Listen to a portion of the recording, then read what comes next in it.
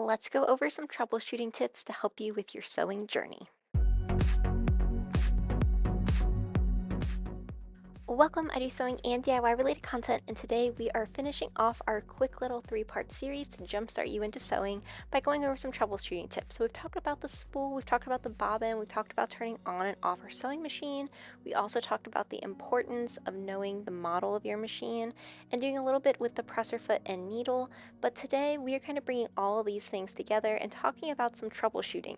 So once you've already get started sewing, how do you fix some things that may have occurred? So let's start with tip number one, and that is to make sure your bobbin is always installed correctly. So the bobbin is the thread that shows up on the back of the fabric, and the bobbin can be very finicky. And a lot of the times there is a specific way you need to install your bobbin or put it into your machine, and you really want to make sure you're paying attention to that. Now, I tried to do this a couple different ways, but I do have a video showing what happens when the bobbin's not installed right. So I did the zigzag stitch, and on the back it looked horrible. So I took it all out and saw that my bobbin had actually not been put in correctly. I had to readjust it, and then once I did that, it was ready to go and everything's fixed. So always double check your bobbin, especially if you're having issues with any of those seams. And once you have that done, it'll be a lot smoother. So tip number two, let's say you are working with some thread, you're going along, everything seems great, and then your thread's just snapping. So what I mean by this is sometimes the thread will just break off, so it will just snap in place. You'll be sewing and then all of a sudden there's no thread from that spool anymore. This could be if you're doing a straight stitch, it doesn't really matter, it can happen a lot of different times. And there's multiple reasons for this, but some of the most common is something's probably wrong with your needle. So remember, these needles need to be changed. So if you're starting to notice that your thread's snapping, always double check that your needle is one installed properly, but also that it's not bent or damaged in any way, as this can cause your thread to break over time.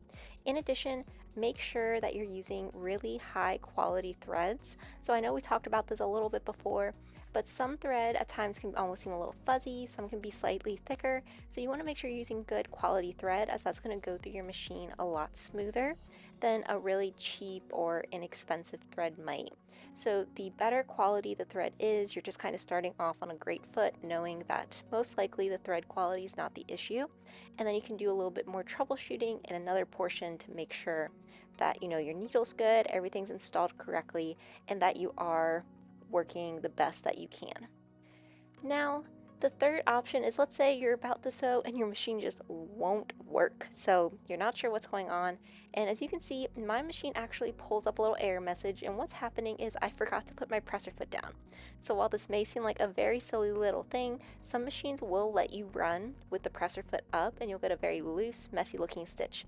So if you have a machine that does let you do that, be sure you put the presser foot down, as that's how you get that nice tight stitch for your fabric, and that's really what you want. So now moving on to our fourth tip, sometimes when working with really thick fabric, it has a hard time starting that seam. So I highly recommend having some sort of little tool. So as you can see, I just have this little plastic ruler. You could also use this with a piece of cardboard or just something that's flat and thick. And as you can see, I have this fabric that is very thick, and when I try to sew, the machine has a hard time going through it, and it's not able to feed it through that presser foot. And the reason for this is that my presser foot's not really laying flat, it's more at an angle, and it's just struggling to get over there. So what I like to do if I have this little ruler, or if you have a piece of cardboard, is I like to stick it behind the presser foot. So almost tricking my machine into thinking something's back there. And now I'm able to do the full seam. It's a lot easier, and my machine can go through all of that very thick fabric. So this is just a little way that you can kind of trick your machine and be able to start off a seam on the best note.